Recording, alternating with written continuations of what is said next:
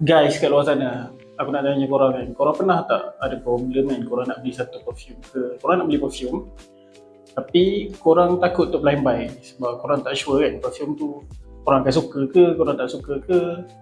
So dekat aku ada satu perfume yang sangat-sangat safe untuk blind buy, which is Uomo by Fragrance World. So untuk perfume ni korang akan dapat bau ke arah citrus dan juga ginger, which is bau yang sangat-sangat fresh. Lepas tu korang akan dapat bau pepper and sedikit aromatic. And untuk dry down korang akan dapat bau-bau ke arah woody and juga sedikit manis daripada Tonka Bean. Jadi bau dia sangat-sangatlah clean. Bagi aku DNA ni DNA yang sangat-sangat simple tapi works.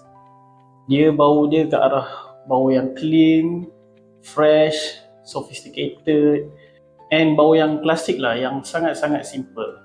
So bagi aku perfume ni perfume yang sangat sesuai untuk dalam range, which is kalau korang tak tahu kan korang nak pakai apa hari tu, ambil je ni and this DNA gonna works. So korang boleh pakai waktu siang, malam, apa-apa occasion.